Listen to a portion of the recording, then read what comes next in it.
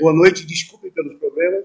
Já não bastasse o YouTube ter apresentado os problemas burocráticos e ter tirado provisoriamente as nossas transmissões ao vivo do ar, hoje nós tivemos dificuldade por conta dessa situação de fazer os ajustes aqui no estúdio. Mas vamos lá, vamos colocar em frente aqui importantes notícias que nós temos no programa de hoje. Você não sabia, agora está sabendo. Nós estamos fora do YouTube temporariamente. Estamos entrando com um recurso no Supremo, né? Mas, por enquanto, estamos transmitindo pelo Facebook, pelo Twitter e pelo VK, a rede social russa.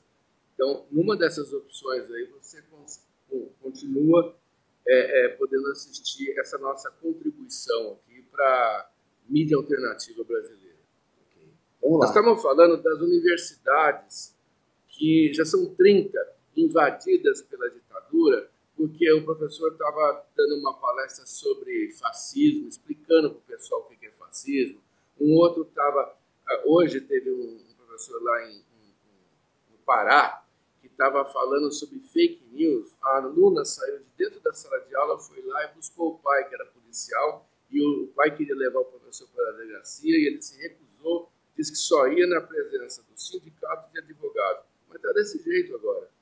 É aberração em 3 dias, 72 horas, foram 36 universidades que foram atingidas pela ação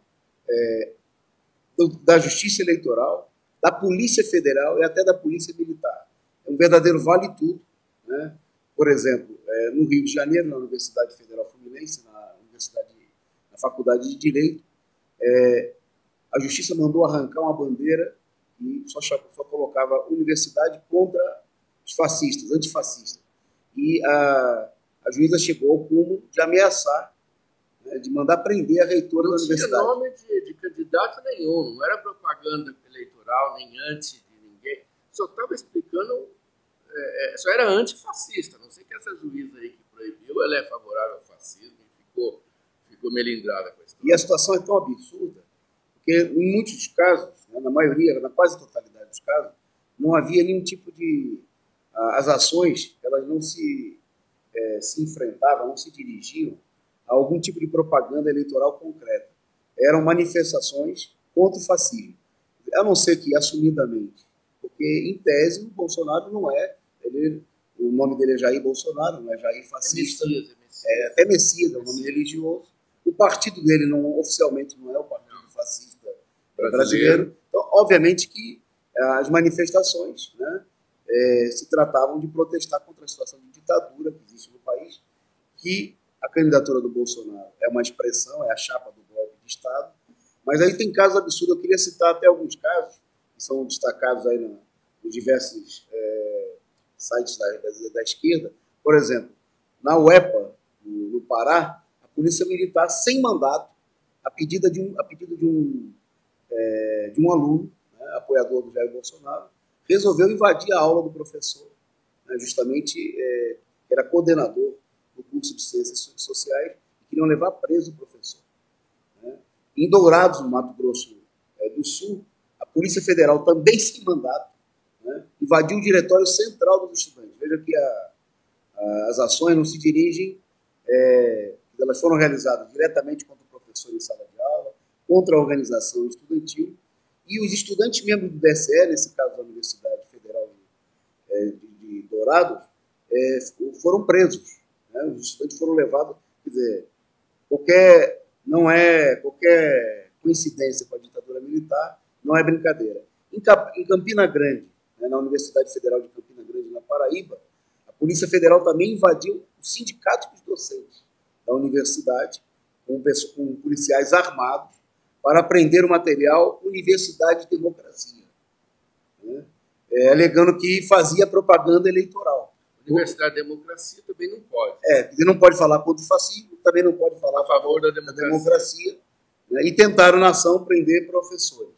E, como eu falei, em Niterói, né, a Polícia Militar, sem mandato, invadiu o prédio da Faculdade de Direito para arrancar a bandeira antifascista, e os policiais diziam claramente que antifascista é antibolsonarista. Né? E, portanto, não pode. Se eu for fascista, eu sou a favor do Bolsonaro. Nesse caso aí, os policiais eles reconheceram explicitamente que fascismo e bolsonarismo é a mesma coisa. Logicamente que a gente...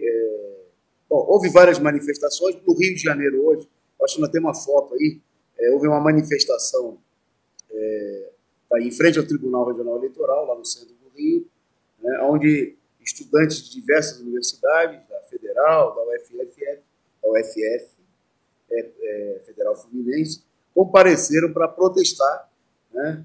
O problema central é isso, precisa levantar uma mobilização contra a ditadura. Ao contrário do que dizem os mentecaptos bolsonaristas, da polícia, da justiça, o problema não se resume a um problema eleitoral. O que nós temos aqui, nessa semana, foram invadidos, não só nas universidades, mas em outros locais, sindicatos de trabalhadores. Lá em Camboriú teve também uma invasão de uma reunião de sindicatos na universidade de professores. E foi invadido um dos bolsominions que invadiu a reunião, era um empresário do setor de transporte rodoviário de carga, o Dalsóquio. E ele declarou, ele gritava a plenos pulmões que viva Pinochet, tem que fazer o que Pinochet fez no Chile, tem que matar muita gente para acabar com essa situação. Eu queria até dar um testemunho. Eu tive, anteontem, né, nós fizemos uma palestra no Sindicato dos Metalúrgicos do interior de Santa Catarina, em Brusque, e lá também, né, a palestra foi muito interessante, se discutiu a criação do Comitê de Luta contra o Golpe na cidade, reunimos companheiros do PCO, do PT, companheiros independentes, metalúrgicos, de mais de um sindicato, servidores públicos, estudantes, e a direita colocou gente na porta do sindicato para fotografar quem participava da atividade. A tal ponto que o pessoal que estava indo para a atividade foi para cima para fotografar também o carro e as pessoas e pressionar o pessoal se retirou. Tentaram fazer uma pequena provocação, mas era um sindicato operário. O pessoal se posicionou muito bem, dizendo que ia responder à altura se houvesse uma provocação contra a atividade, e o pessoal ficou pianinho. Quer dizer, é preciso, esse exemplo da manifestação do Rio de Janeiro é importante. Tem que sair às ruas, não é um problema eleitoral, o problema não acaba no domingo, né? A direita botou as manguinhas de fora, está se assanhando, está achando que pode, né? E precisa, essa onda fascista, desses bandos fascistas, covardes, que vocês viram, eles foram na universidade, mas o que eles fizeram aí é só um exemplo do que eles estão fazendo. Nós vimos nessas 2 semanas centenas de pessoas espancadas, homossexuais, travestis, mulheres. E a justiça, né, parece que já tomou um lado, já mostrou, o judiciário já mostrou de lado que está. Que até lá em Pernambuco teve um caso essa semana de um padre que recebeu uma intimação judicial para que ele se abstivesse de falar qualquer coisa a respeito de eleição no púlpito, na missa, porque obviamente ele estava falando alguma coisa favorável a ver que ele estava falando, não, ele devia estar falando a favor da democracia, da justiça, aí não pode. Mas não pode. Mas assim, fazer propaganda do Bolsonaro em todas as igrejas universal, aí não tem invasão. Não tem problema. A Record pode, todo mundo pode. Mas se for falar a favor da democracia, aí não pode. A próxima notícia dá bem conta desse problema da ditadura do judiciário agindo a favor do Bolsonaro claramente nas eleições. Né? Pois é. O Bolsonaro quer que o TSE declare o Haddad inelegível, por quê? O Bolsonaro pediu apuração de uma suposta irregularidade da campanha do Bolsonaro, que teria sido facilitada, teria tido facilidade do apoio do governo da Paraíba, o governador do PSB, Ricardo Coutinho. E o ministro Jorge Mussi, né, dessa turma do TSE. Tem o ministro Jorge Mussi aí. Essa figura simpática aí, com toda a cara de bolsonarista, ele deu prosseguimento ao pedido de apuração, quer dizer, colocou na berlinda a própria candidatura. Hoje, sexta-feira. A 48 horas da eleição, né, o juiz botou uma faca no pescoço do PT. E aquele caixa 2 do Bolsonaro, aquele monte de 156 empresas que deram dinheiro por fora para montar um monte de pacote de disseminação de WhatsApp para ele semana passada. Isso aí vai demorar um pouquinho, tem que ser, isso aí precisa ser bem averiguado. Eles, num certo sentido, eles também estão adotando uma política de deixar o negócio de molho, mas diferentemente do PT, onde de pronto o ministro, inclusive a campanha do Bolsonaro também faz uma acusação contra o reitor da universidade, o reitor e o vice-reitor da Universidade da Paraíba, dizendo também que eles teriam usado a estrutura da universidade para favorecer a candidatura do Haddad. Quer dizer, além de toda essa ação, é claro que assim, é muito claro que a direita, a campanha do Bolsonaro, junto com o judiciário golpista, com a Polícia Federal, resolveu agir contra as universidades. Evidencia também um certo desespero, né, que mostra, logicamente, que apesar da situação que tende a dar uma vitória ao Bolsonaro, o crescimento nos últimos dias da mobilização contra o Bolsonaro, né, a tendência de luta, da rejeição a ele. A tendência de luta, e aqui é importante destacar, e os estudantes da universidade, no primeiro momento, como acontece em muitos momentos da luta dos explorados no país, eles dão um primeiro sinal, eles são uma ponta de lança, né? São um pelotão que sai na frente. Embora na luta o papel decisivo caiba às organizações de luta dos trabalhadores, a classe operária, o sindicato, mas a juventude tem essa partida mais rápida, né? E é evidente que a direita está procurando conter, né, com a presença, agressão, invasão das universidades, com métodos da ditadura militar, né, a repressão também que é feita, que atingiu muita gente jovem em todo o país, né, a perseguição aos negros, aos homossexuais, às mulheres. Um dos alvos principais de toda essa ofensiva da direita é a juventude, né, para conter o ímpeto, a disposição de luta da juventude, de a se levantar contra essa situação. Pois é, mas a publicação The Economist parece que não está satisfeita.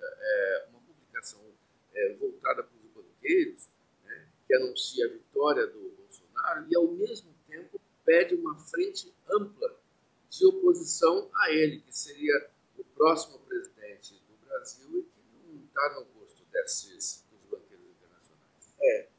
Até antes de falar um pouquinho da notícia, que é muito importante, é o destaque dessa nossa edição de hoje, preciso entender o seguinte: o The Economist é o causa dos banqueiros, seria o equivalente ao causa operária, né? Um órgão. O The Economist foi aquele que colocou o Cristo Redentor na capa, decolando durante o primeiro mandato do governo Lula, e fez o mesmo Cristo Redentor afundando no governo da Dilma. Fez clara campanha a favor do golpe, pela derrubada da Dilma, e recentemente, acho que a produção tem aí a capa de uma revista do mês passado, quando a ameaça, né, da vitória do Bolsonaro, a revista a ameaça da América Latina. A revista se posicionava claramente, né, no interior da revista, nessa edição, ela se posicionava claramente da necessidade de unir os candidatos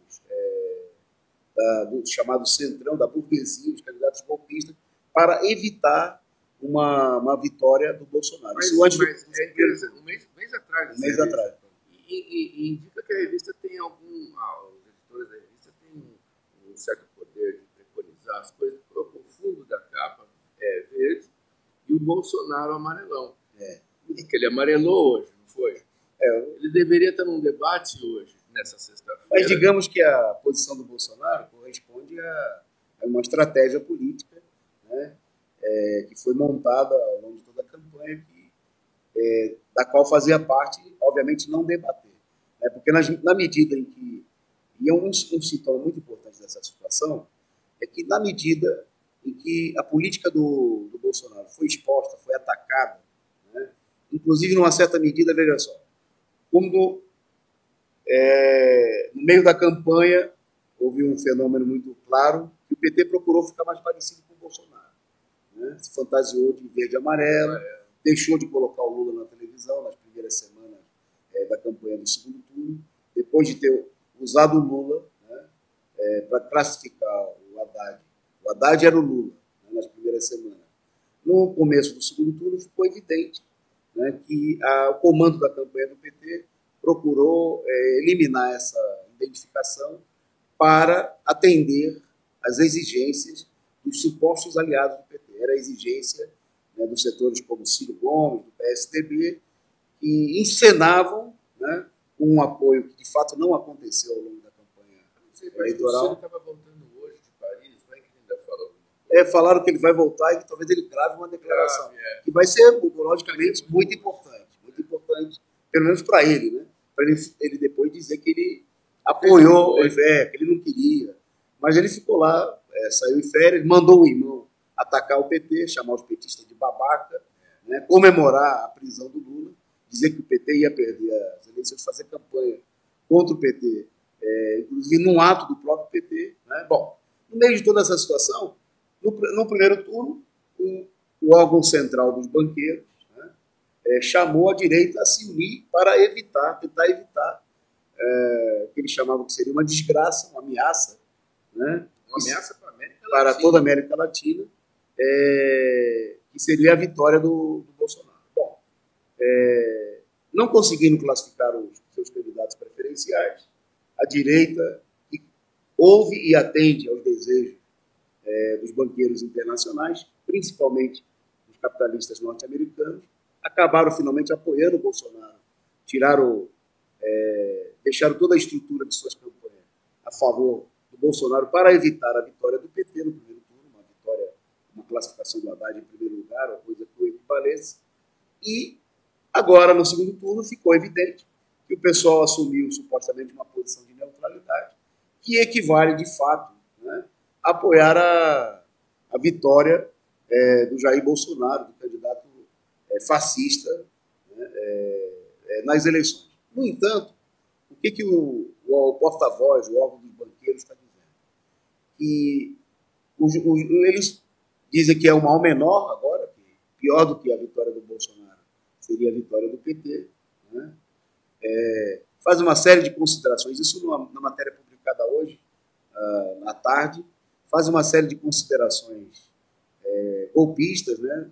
Elogiando, por exemplo, o Congresso brasileiro por ter derrubado a Dilma, diz inclusive que o Congresso Nacional mostrou a sua vitalidade, né? Que o PT de fato seria um governo muito corrupto, mas obviamente o Congresso Nacional, dominado pelo Ulisses de Oliveira, o Rodrigo Maia e todas essas máfias políticas, é um Congresso muito honrado e muito decente.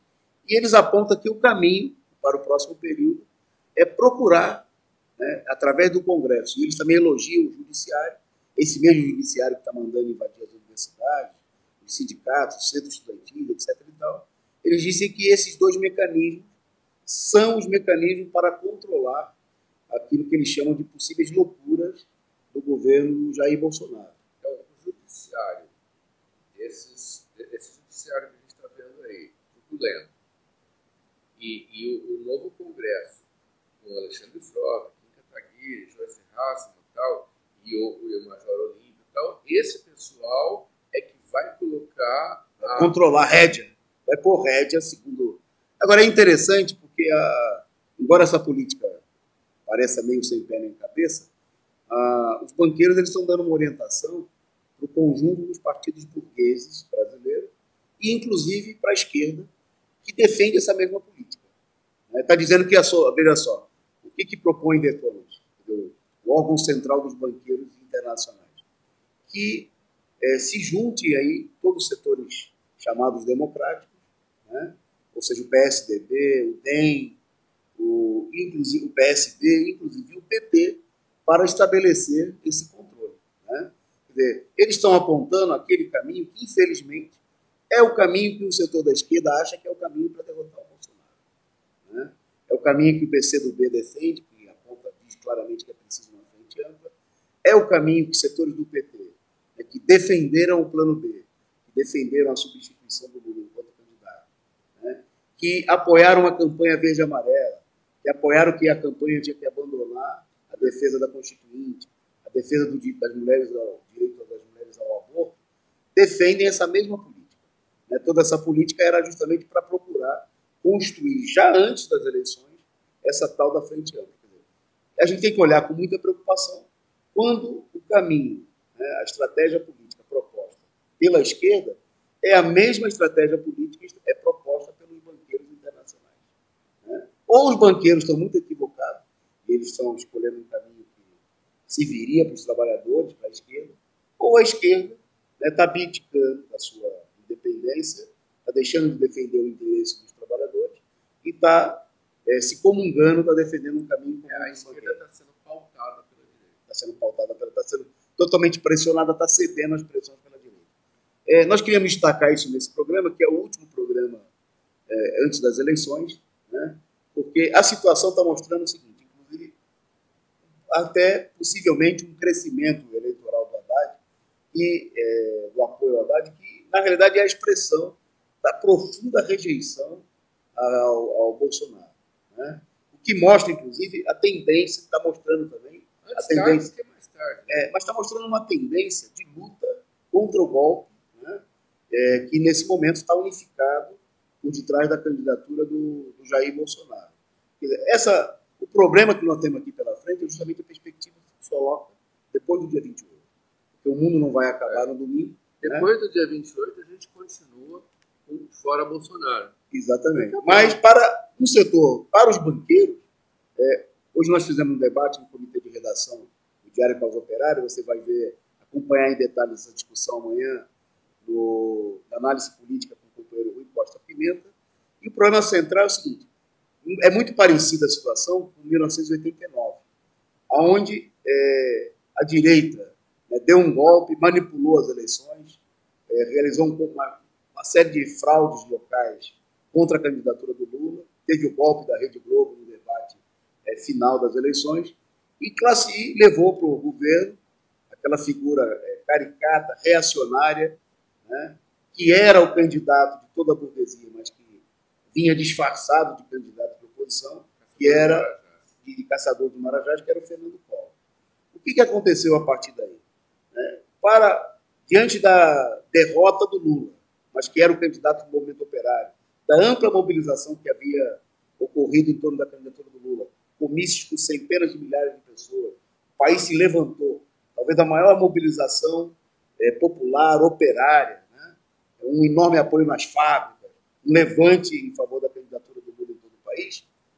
A tarefa das organizações de luta dos trabalhadores era continuar na luta para derrotar o governo golpista, entreguista, né, do Fernando Collor de Mello, que rapidamente se desgastou diante da população, atacando a população, roubando a poupança de milhares e milhares de pessoas. Diante dessa situação, qual foi a política da esquerda? Não foi lutar contra o Collor, né? Houve uma briga, um debate muito intenso no interior da CUT e do PT, onde algum setor, nós definimos naquele momento, que tinha que levantar a campanha pelo fora Collor, né? E alguns setores, por exemplo, liderados dentro do PT ainda e na CUT.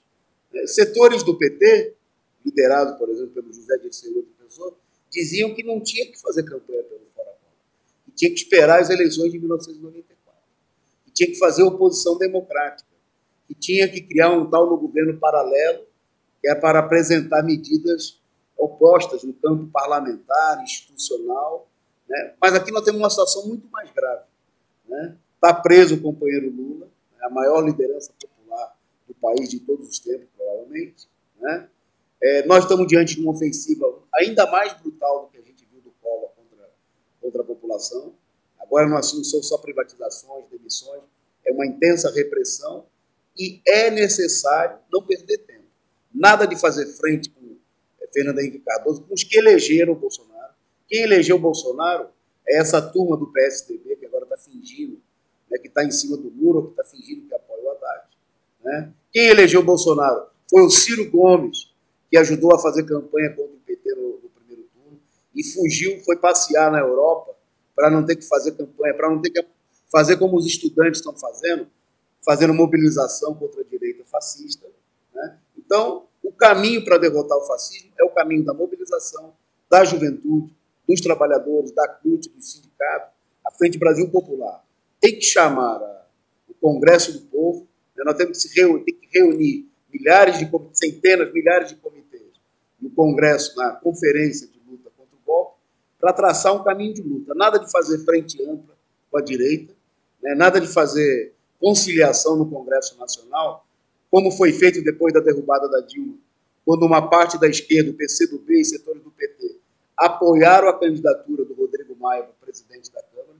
Ele agora está de novo lá sentando com o Bolsonaro para ser reeleito. E, ao invés dessa política de conciliação, é necessária uma política no terreno da mobilização dos trabalhadores da juventude. Eu acho que esse é o problema, mais do que o domingo, mais importante do que o que vai acontecer no domingo, né? Que eu queria até... Os banqueiros publicaram, né? E hoje vazou na internet o programa da Luciana Gimenez, não é? Luciana, não. Desculpe. Luciana Gimenez. Luciana Gimenez. Já o programa que vai ao ar na segunda-feira, ela já saudando o Bolsonaro pela eleição. Bolsonaro pela eleição. Então, depois o pessoal do Rede TV, lá do canal dela, falou que gravou também. Que gravou do Haddad também.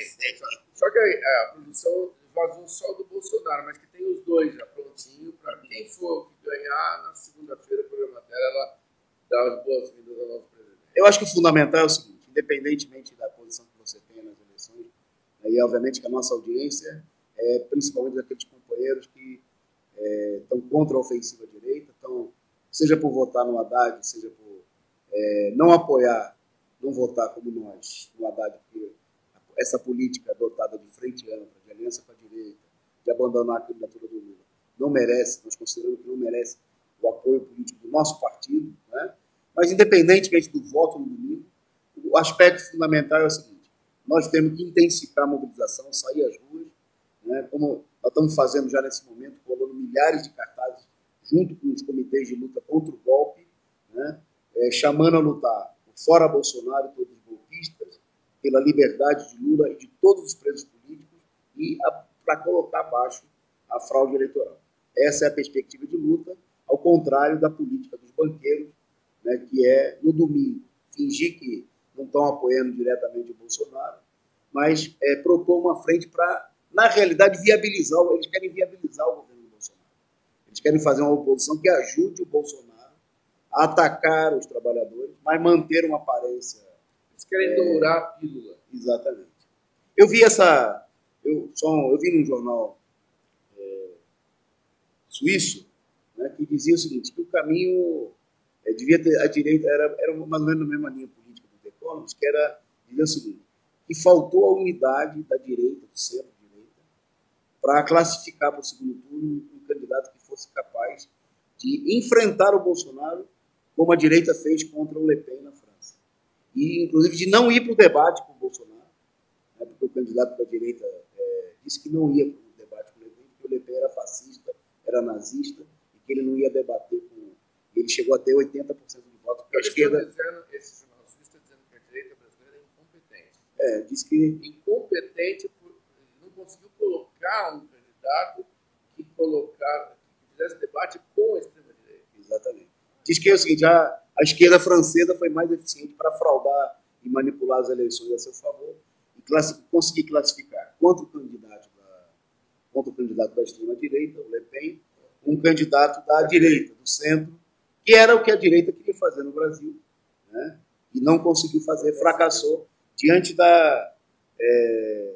do desmoronamento dos partidos políticos da direita. Agora, veja só, a tarefa da esquerda não é levantar defunto da direita. Né? Quer dizer, se o povo nas urnas e na luta dos últimos anos rejeitou o PSDB, rejeitou o DEM, rejeitou o PMDB, o papel da esquerda não é construir uma frente para curar a ferida, né, dessa direita carcomida que não tem apoio popular. É levar a luta adiante para enterrar toda a direita. Do Alckmin ao Bolsonaro, né, do Ciro Gomes, né, o Fujão,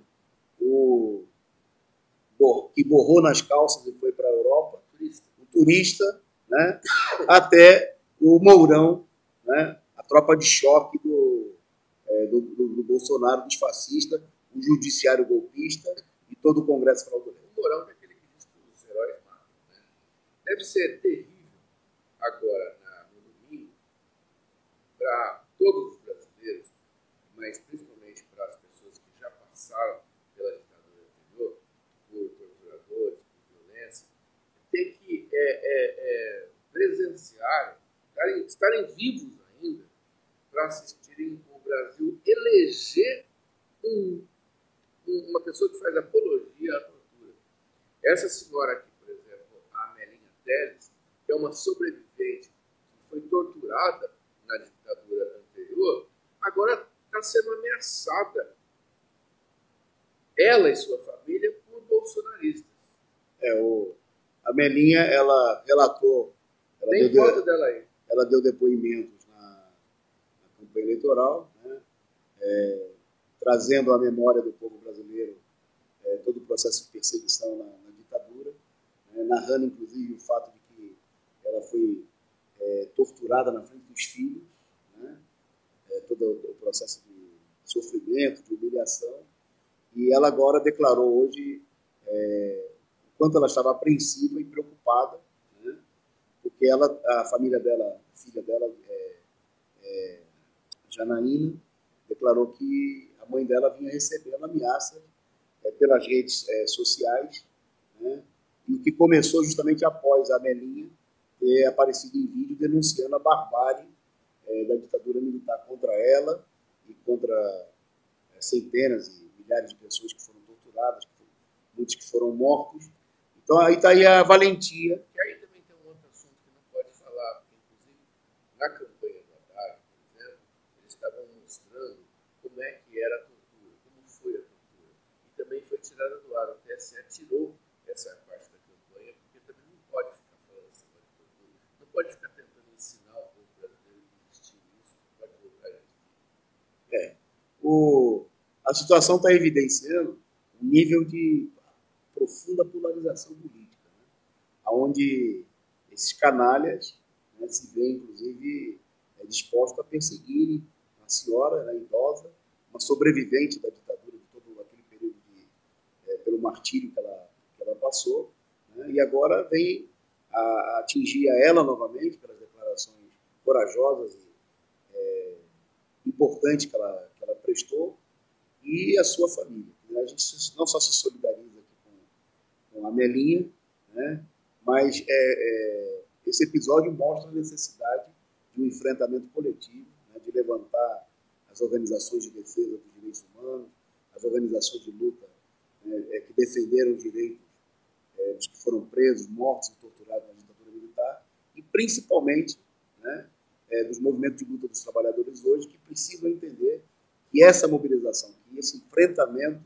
né, com a direita pelos meios que forem necessários, né, com a organização, inclusive, de comitês de autodefesa, é uma necessidade para enfrentar a covardia desses valentões que são machos aí diante, né, de pessoas como a dona Melinha. Tanto esses como os anteriores, porque o caso dela, inclusive, que foi torturada pelo Brilhante Ustra, o sujeito levou as crianças, essa Janaína e o irmão dela, eles eram crianças e foram levados lá para ver o pai e a mãe todos desgraçados, a mãe urinada, sangrando, e diz que a menininha perguntou: mãe, por que você está verde e o papai está azul?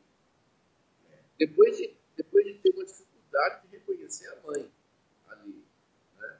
Então, assim, valente é isso, né? Você amarrar uma pessoa, torturá-la e ainda levar as crianças para ver. Valente é isso. Agora, você ameaça uma segunda leva de fascistas ameaçando a família dessa pessoa. Essa situação só pode ser parada através da mobilização.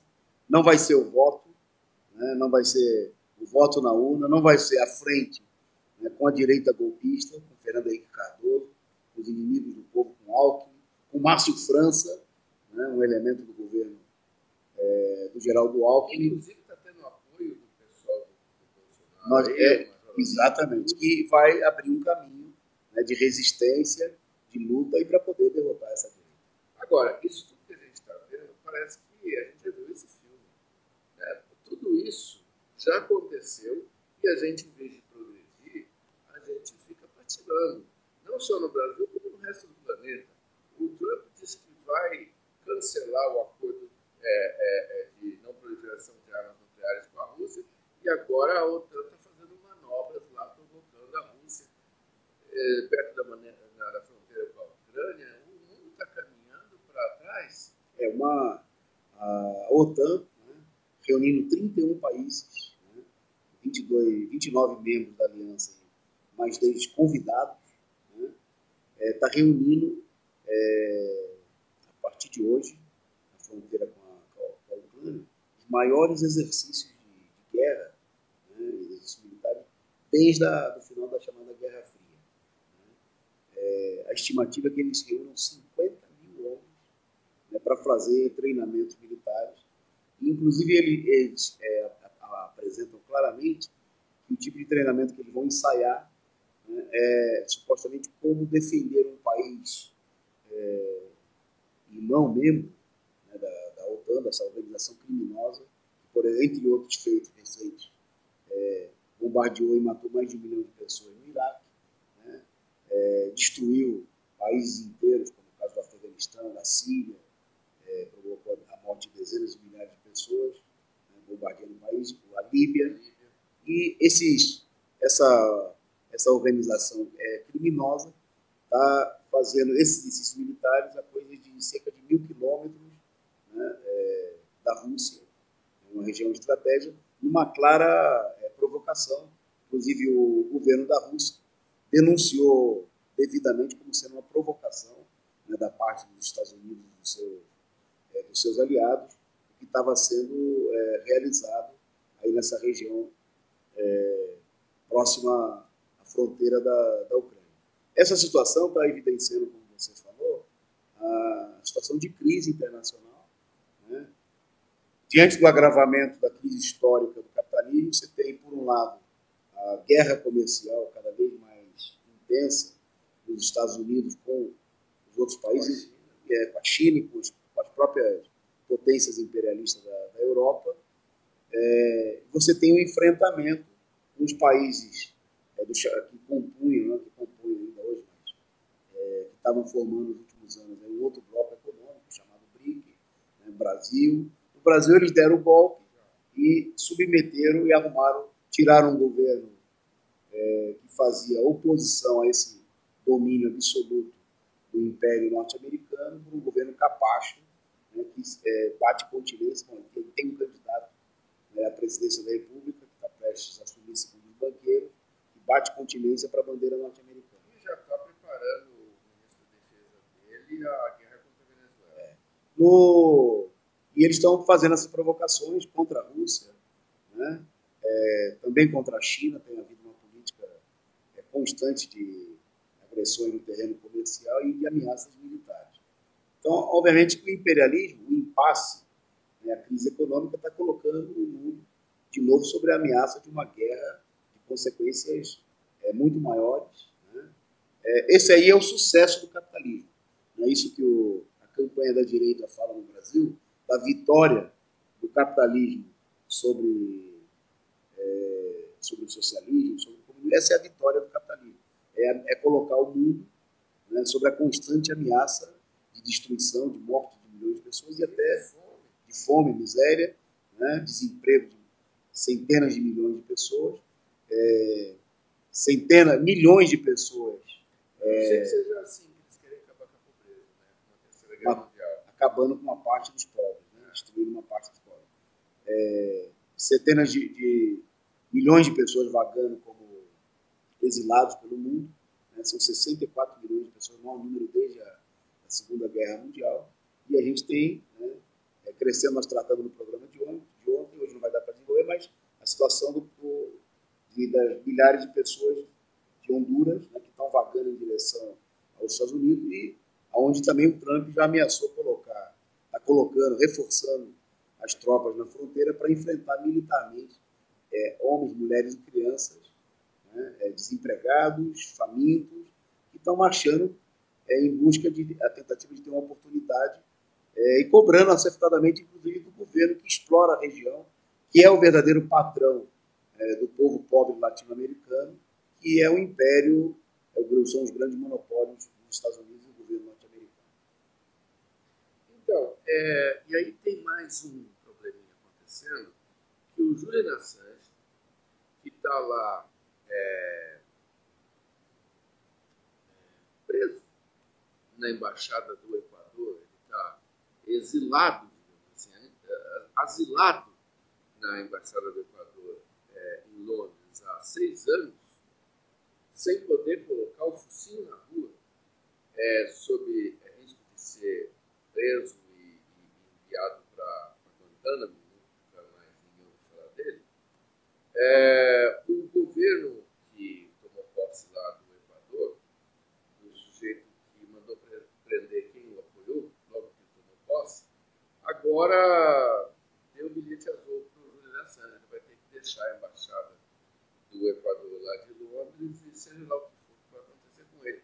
Embora não tenha mais nada contra ele, porque o pedido de prisão contra ele era de deportação para a Suécia, onde ele tinha 2 moças que o haviam acusado de assédio sexual, qualquer coisa assim. Só que as 2 moças já retiraram as acusações, então não há mais queixa contra ele. O advogado do Julian Assange, ele anunciou, vazou a embaixada do Equador, disse às agências de notícias que ainda não tinha recebido nenhum pedido de extradição de Assange, dizendo que provavelmente o acordo que estava sendo feito é que ele seria preso na própria Inglaterra por ter violado as leis de fiança, as condições de fiança, que essa prisão estaria prevista para durar 6 meses. Não, veja bem, quem é o Julian Assange? Quem é o Julian Assange? O Julian Assange tem até um filme a respeito dele. Ele é o fundador do Wikileaks. Wikileaks é um portal, um site na internet que entregou para a gente, entregou para o mundo vazamentos. Leaks, em inglês, significa vazamento. Então, ele entregou para nós, do governo americano, de empresas, de multinacionais, de grandes corporações, segredos que vazaram e colocou isso na internet para que a gente tomasse conhecimento. Entre outros vazamentos importantes, ele denunciou, por exemplo, a espionagem contra a Petrobras, contra a própria presidenta Dilma, contra a chanceler alemã Angela Merkel, contra a Cristina Kirchner, contra o Evo Morales. Demonstrou para ele, coisa que muita gente já sabia, mas ele apresentou provas. Ele é de nacionalidade australiana. Ele apresentou documentos vazados, né, de que acontecia, que não era teoria da conspiração, como muita gente gosta de dizer, mas que era fato real, comprovado, que os Estados Unidos estavam espionando todas essas pessoas, todos esses dirigentes internacionais, e agindo de maneira totalmente ilícita, ilegal, né, para garantir os seus interesses. Tem um filme chamado O Fim do Poder. Então, o advogado do Assange disse o seguinte, que se houver um compromisso por escrito entre o Equador e o Reino Unido, né, afirmando que não haverá extradição para os Estados Unidos, garantindo essa extradição, e diante dessa situação, o Assange pode se render nas próximas horas, nos próximos dias, se entregar à Justiça do Reino Unido, com esse acordo que levaria provavelmente uma prisão só de mês. E ele faz isso porque ele vem denunciando o seguinte, além, obviamente, da situação de tortura, né, que é ficar 6 anos detido numa embaixada, está realmente preso, está cumprindo uma pena, né, sem ter sido condenado, mas ele explicou que depois do final do mandato do Rafael Correa, no governo do Equador, tendo assumido aí o Lenín Moreno. Tudo começou com isso. O Julian Assange, ele, assim como nós, ele apresentava um programa de entrevistas para uma TV russa, streaming, tipo, pela internet. E nesse programa dele, ele entrevistava personalidades mundiais. Via streaming também, via Skype, alguma coisa assim. E no programa que ele estava entrevistando justamente o Rafael Correa, ele contou para o Rafael Correa que ele estava com pedido de prisão, de ser deportado para a Suécia, que tinha 2 denúncias contra ele na Suécia, e a Inglaterra podia extraditá-lo. Ele estava morando na Inglaterra, fazendo entrevista com uma TV russa com o Rafael Correa lá no Equador. E aí ele contou para o Rafael Correa durante essa entrevista que ele estava com pedido de deportação para a Suécia, para responder a essas denúncias contra ele. Depois foi apurado que uma dessas moças que o denunciou era uma ex-funcionária da CIA. Você tem uma ideia? Totalmente de confiança. Isso. Aí o Rafael Correa, durante a entrevista, falou para ele, olha, Se você precisar, você é bem-vindo aqui no Equador. Você é bem-vindo no Equador. Você pode vir para cá. Ah, muito obrigado. Terminou a entrevista, Julian Assange saiu andando, atravessou a rua, entrou na Embaixada do Equador e falou: teu presidente acabou de falar para mim que eu sou bem-vindo aqui. E nunca mais saiu de lá. E ele foi bem-vindo mesmo durante todo um período, né? Só que com a ascensão ao governo um traidor da esquerda equatoriana, o Lenin Moreno, o Juliano tem declarado que as condições que ele está submetido na embaixada, elas são um verdadeiro atentado aos direitos humanos, são condições desumanas, tiraram condições dele de se comunicar, né, em vários momentos. Então, é uma situação, a essa altura, já insustentável, e por isso ele está disposto aí a fazer um acordo, desde que ele não seja extraditado para os Estados Unidos, a submeter um período de prisão. O problema é ser extraditado nos Estados Unidos, porque os Estados Unidos é que lá ele não teria chance nenhuma, porque todos os vazamentos que ele fez foi a respeito justamente... A própria vida dele estaria ameaçada, seria assim, se isso acontecesse. Bom, pedindo mais uma vez desculpas aí pelo ocorrido, né, sentindo o problema da quebra e da possibilidade de transmissão pelo YouTube e os problemas técnicos que nós tivemos. Com som, etc. Mas nós vamos melhorar. Mas para melhorar, nós precisamos também da sua colaboração. Você pode fazer uma contribuição única com a Causa Operária TV, você pode se tornar um assinante mensal do Diário Causa Operária, você pode participar da nossa vaquinha, a vaquinha que a gente arrecada para a gente poder imprimir material pela liberdade do Lula e agora por fora Bolsonaro a partir de segunda-feira. De alguma maneira você pode contribuir para que a gente melhore as nossas condições de apresentar uma TV 24 horas, uma imprensa alternativa para você. Tá. Então, com esses comentários, chamando você, amanhã nós vamos procurar fazer os devidos ajustes para que todo mundo possa acompanhar aqui pelo Causa Operária TV, por enquanto no Facebook e nos outros canais. No Facebook, no Twitter e no VK, uma rede social russa. Acompanhar a análise política com o companheiro Rui Costa Pimenta a partir das 11h30. Né? E vamos divulgar também amanhã o horário da transmissão do programa na Zona do Agrião, né, cobrindo nesse final de semana essa rodada que começou hoje, espetacular, do Campeonato Brasileiro, na qual amanhã tem um jogão dos dois líderes, do primeiro e segundo colocado do campeonato, o Palmeiras e o Flamengo, meu Flamengo. Então, agradecendo a sua audiência, convocando todo mundo a se mobilizar nesse final de semana, no domingo e a partir daí também. O Fora Bolsonaro. Na segunda-feira esse programa volta, no resumo do dia, e a gente vai comentar o resultado da eleição. Com certeza. A gente espera que até lá os problemas técnicos já estejam resolvidos e que você divulgue para a gente recuperar a audiência que se perdeu aí por conta dos problemas, mas que são passageiros e que nós vamos estar trabalhando com a sua ajuda para resolver. Um bom final de semana para todo mundo e amanhã nos vemos na análise política da semana com o companheiro Rui Costa.